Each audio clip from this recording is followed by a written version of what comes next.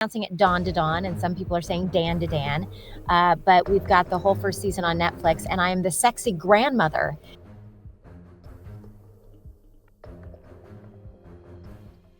I am your video host and producer, Ashley Victoria Robinson, here in the Popverse, a virtual realm created by Read Pop, where we are celebrating the very best in TV, movies, and comics each and every single dang day. We're chatting animation today, and if you want more on animation, be sure that you are visiting thepopverse.com so you never miss out on anything fun that we are up to over there.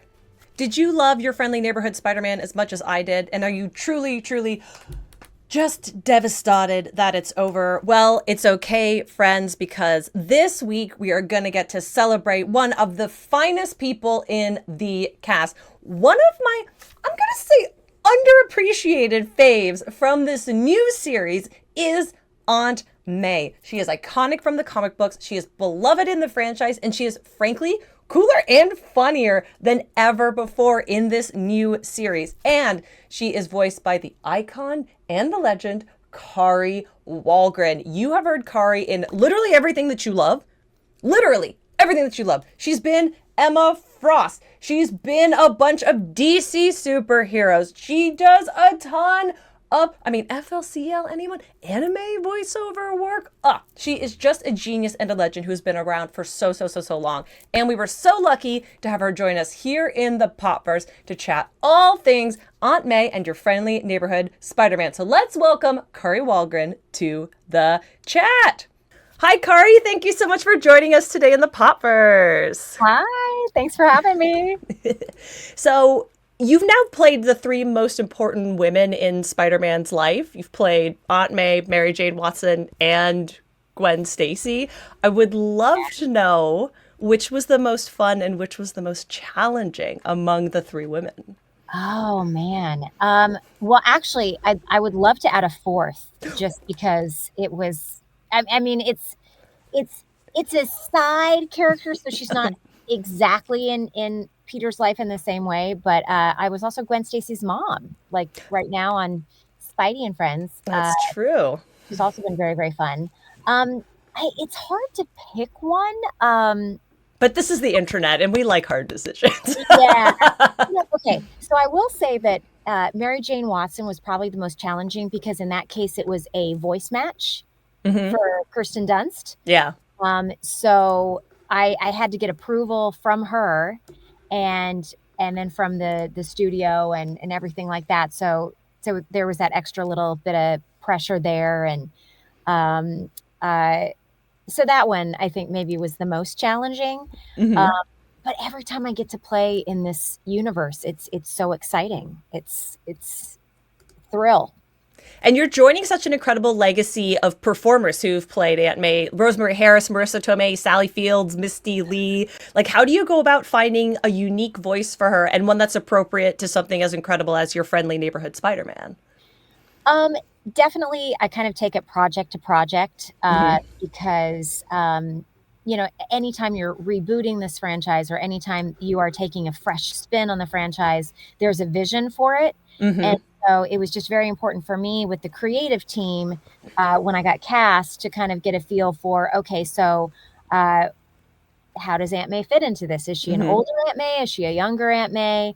What kind of universe are we approaching this from? So it was just kind of a real collaborative effort. I will say that when I finally saw the artwork, she was much cuter than I thought she was going to be. Like, I was like, oh my gosh. She's like young and hip and about town.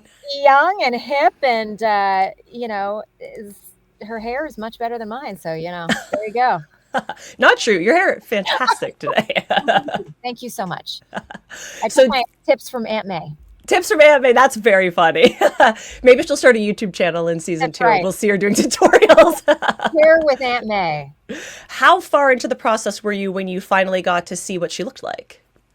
Pretty far. Ooh. Yeah, pretty far. I knew that, she wasn't going to be the older version. I knew that they were gonna skew a little bit younger with her. So I had that in my head, but I wasn't sure what her ultimate design was going to look like until we had gotten pretty far into the recording process. And you talked about like working with the creative team. What was the recording session like? Was it you where we're seeing you right now? Did you get to go into the studio? Were there other actors involved, or were you just working in a bubble? With this one, most of the records were remote. So I was, on Zoom, and I would be with Jeff Trammell, who was creating the show, and Sarah Sherman is our amazing casting director and voice director. Yes. Yeah, Matt, many snaps to her. So we would have that team on Zoom together. But towards like one of the last couple of records, I was just like, man, I really want to come in person. So we were able to record together, but as a cast, we just didn't get to record together for this one. At least I didn't. So it was mostly on Zoom. You also played Ma Kent, among others, in My Adventures with Superman. Yes. Are there any other iconic superhero parents that you have your eyes on? I'm kind of thinking about it. Yeah, and I'm doing an anime show right now for Netflix. Say more. Oh yes! Oh my gosh! Well, I can't talk about this one because I'm very excited about it. Some people are pronouncing it Dawn to Dawn, and some people are saying Dan to Dan. But we've got the whole first season on Netflix, and I am the sexy grandmother in that show. Yes! Oh my God, that's amazing. So her name is Seiko, and the big joke in the show is that she's like this really hot-looking chick, and everybody's like, she can't be your grandma. So I think I'm in my era right now of playing the matron figures, and I'm here for it. I love it. I actually, as an actor, it's really exciting because sometimes things go in waves, and for a while I was playing a lot of the teen roles or the younger roles and stuff like that, and I feel like right now I'm getting to play a lot of these maternal figures, and I actually think it's really nice. It's fun. It's a fun new take on things. So I also like that you're bringing sexy back for grandmas now. That's a movement I didn't know that I needed in my life. But 100%. And now, once I'm getting older and older, I think that is super important because, when I was younger, I was like, oh my gosh, 30 is like the edge of the world. Decrepit, ancient. Just wheel me into a home once I hit 30. And then you realize that is not the truth at all. So, yeah, if that's what I'm meant to do right now in my voiceover journey is to bring sexy back, I'm here for it. Voicing grandmas at a crisp 31 years old. Yes. We talked about a little bit. This isn't your first time playing in the Spidey sandbox. I think I got them all. Spidey and His Amazing Friends, 2018 Spider-Man, the Amazing Spider-Man video game, Spider-Man Edge of Time, and the Spider-Man 3 video game. So when you get to return to the same property repeatedly, does it get easier each time that you get to play? No. Ooh. No, because you never want to get locked into a tone or your idea of what the universe looks like. Because cinematically, we see different versions of the same superheroes and things like that. And while they're in the same sandbox, they're different.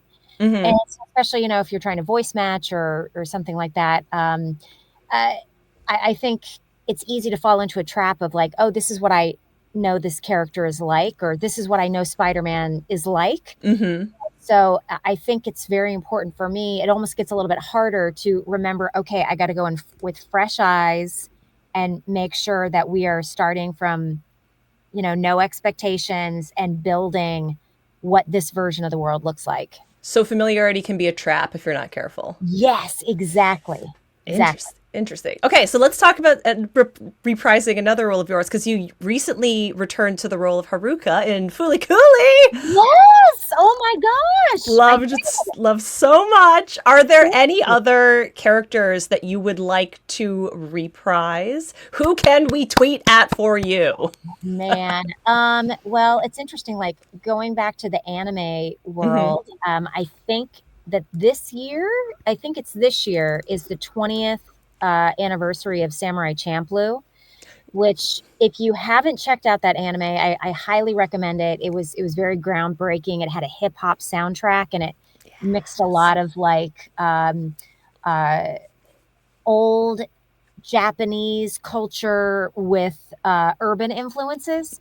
And it kind of ended on this sort of cliffhanger. And in the back of my brain, I was like, man, I would really love for them to bring that back and explore that again. So I don't know. Never say never, because Haruko, I never thought that they would come back and do more FLCL, and here we are. So while we're harnessing the power of the internet to get you things that you want, any chance of an Aunt May action figure? Make it so. Disney, come on. Internet, make it so. I would buy that in a heartbeat. Same. Yeah. Thank you so much, Kari, for being an amazing, beautiful, fantastic human being and letting us in on all this fun insights into your friendly neighborhood Spider-Man and honestly just how great you are. I could talk to her for a million years and I hope we will have her back here in the Popverse very, very soon. If you liked this interview and you want more on Kari Wahlgren, you want more on your friendly neighborhood Spider-Man, first of all, since you are here, you want to click that subscribe button and the little bell up there so you never miss anything that we release here in video form. But if that is not enough for you, friends, be sure you are visiting thepopverse.com, where we're celebrating the best in TV, movies, and comics each and every single ding dang day. Get yourself a Popverse membership. That way, whether the content is exclusive or public, you are never missing out. If you particularly liked chatting with Kari today, we have a longer form additional conversation with her that's going to be going up as part of the Popversation series hosted by yours truly very, very shortly. So hop on over. We're going even deeper into her career, into her work on your friendly neighborhood Spider-Man. It was such a good time. She is so cool. I have been your video host and producer, Ashley Victoria Robinson, and I will see you next time.